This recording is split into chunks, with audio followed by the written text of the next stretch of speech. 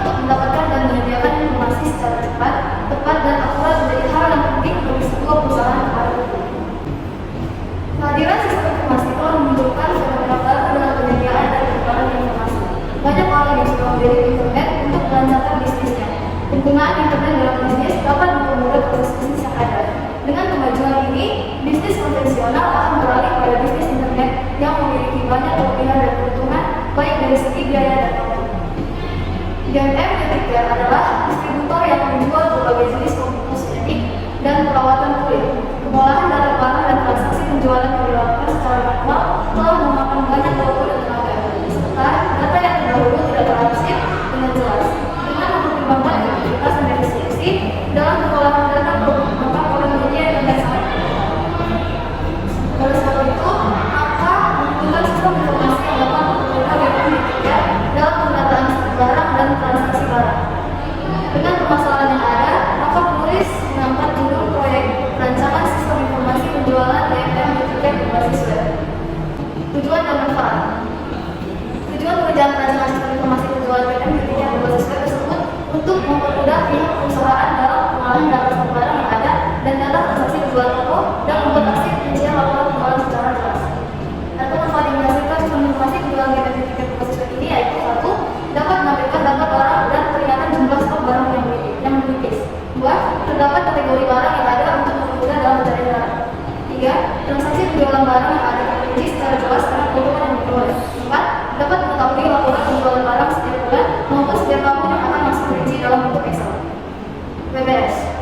Di sini kami menampilkan WBS dari proyek yang kami kerjakan. Pekerjaannya ada inisialisasi, planning, eksekutif,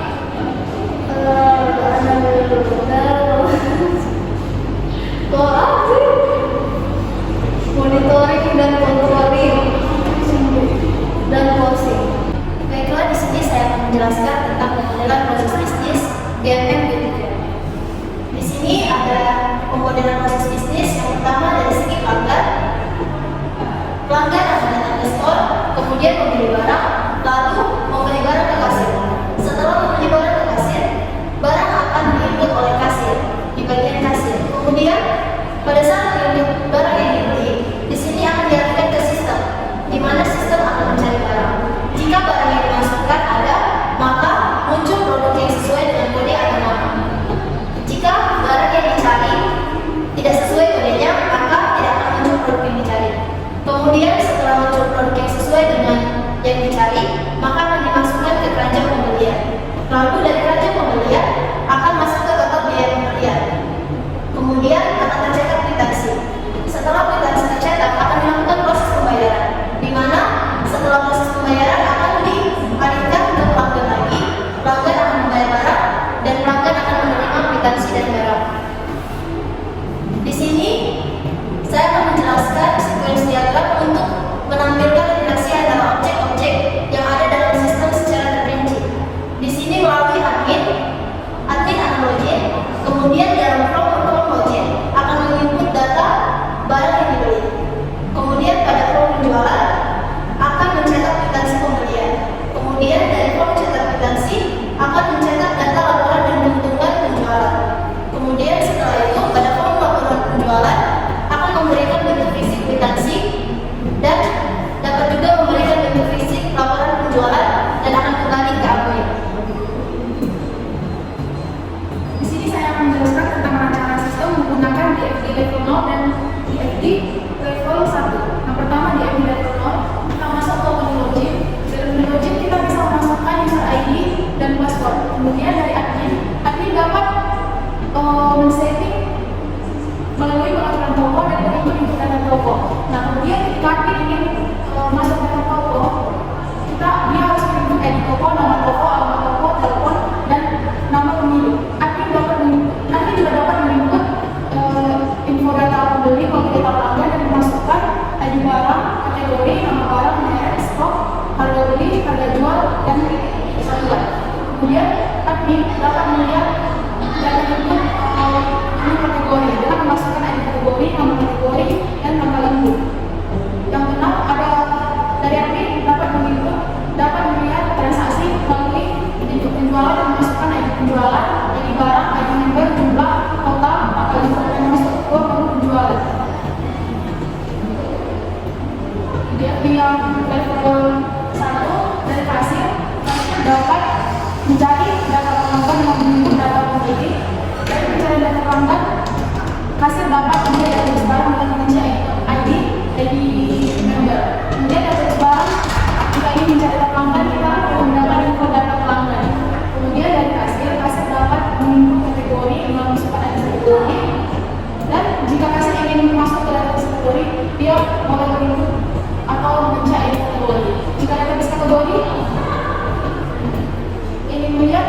input kategori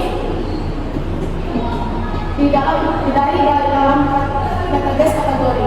Kemudian kasir bisa menyimpan transaksi di dalam database penjualan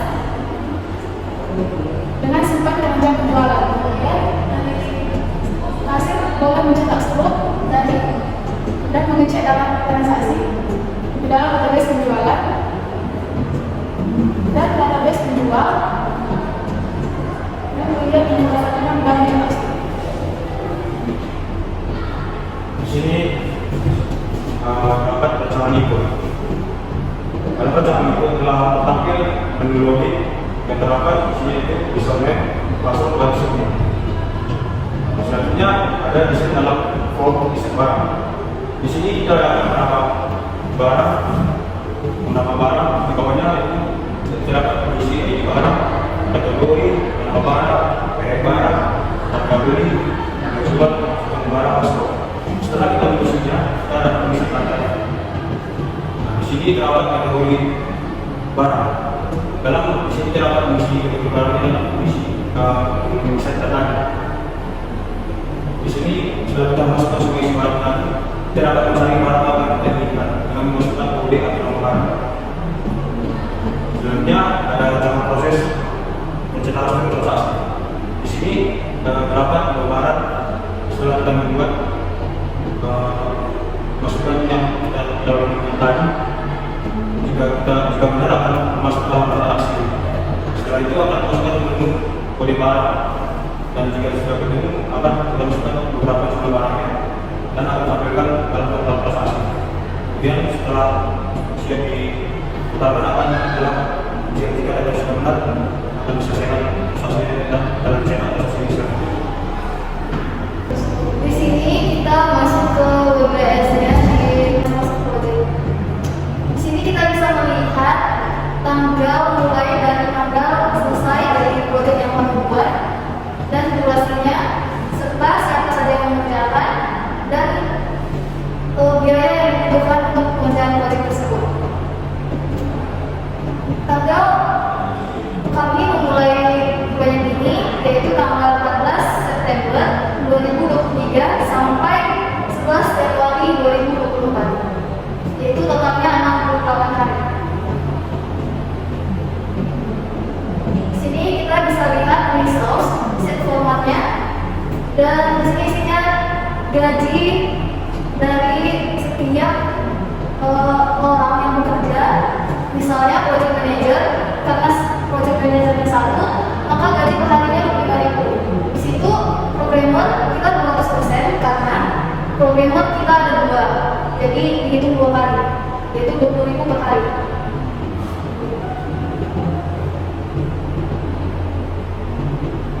Selanjutnya ini adalah Gantt dari project kami, dan tanda merah itu menunjukkan critical path atau jalur kritis dari proyek yang kami kerjakan. Di sini kita bisa lihat tentang pengambilan proyeknya, siapa yang mengerjakan, yaitu contoh di level anggota tim proyek yang berkontribusi. Di situ adalah project manager, di lingkungan topik juga project manager, di training yaitu membuat proposal, software analis, membuat kontrak kerja, project manager dan software analis, membuat PBS, jualan yaitu software analis, membuat manajemen waktu proyek dikerjakan oleh project manager dan software analis, membuat manajemen biaya yaitu dikerjakan oleh project manager dan software analis, membuat manajemen mutu, desainer dan software analis, manajemen pengembangan proyek, desainer dan software analis, membuat manajemen komunikasi proyek, desainer dan software analis, membuat manajemen risiko, desainer dan software analis. Ini pengumpulan data, observasi dilakukan oleh desainer dan programmer, dokumentasi dilakukan oleh desainer dan programmer. Di analisa pengumpulan data dan manajemennya dikerjakan oleh desainer dan programmer.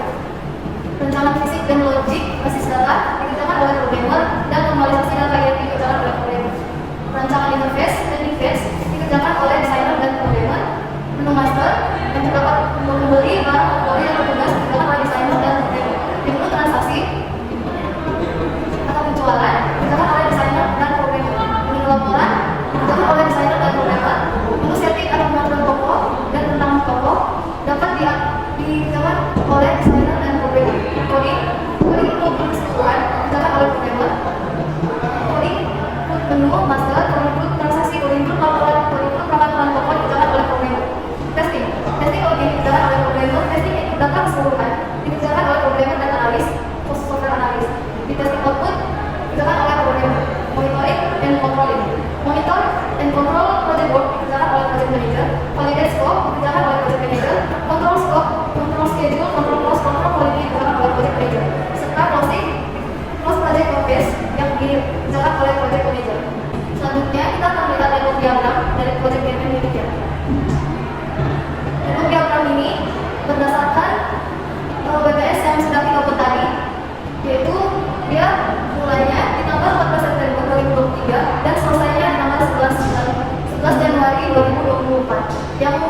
berdurasi selama 68 hari.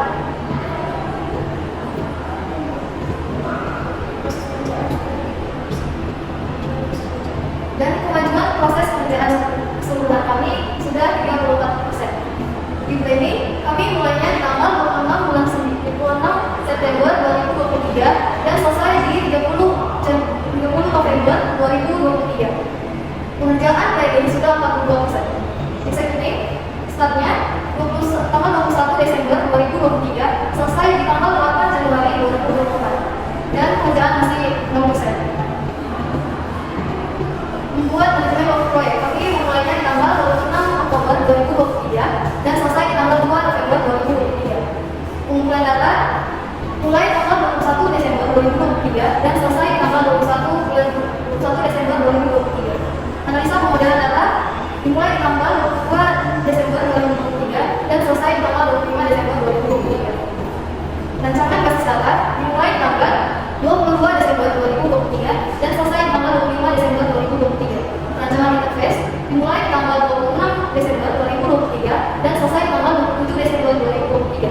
Coding dimulai di tanggal 27 Desember 2023 dan selesai di tanggal 9 Januari 2023. Testing dimulai di tanggal 9 Januari 2024. Finishnya di tanggal 9 Januari 2024. Monitor and control project work dimulai di tanggal 11 Januari 2024 dan selesai di tanggal 11 Januari 2024 juga. Validate scope dimulai di tanggal 11 Januari 2024 dan selesai di tanggal 11 Januari 2024. Control scope dimulai di tanggal 11 Januari 2024 dan selesai di tanggal 11 Januari 2024. Control schedule dimulai di tanggal 11 Januari 2024 dan selesai di tanggal 11 Januari 2024. Control cost dimulai di tanggal 11 Januari 2024. Finish di tanggal 11 Januari 2024. Control quality dimulai di tanggal 11 Januari 2024 dan selesai di tanggal 11 Januari 2024. Cost project forecast dimulai di tanggal 11 Januari 2024 dan selesai di tanggal 11 Januari 2024. Baiklah, sekian dari presentasi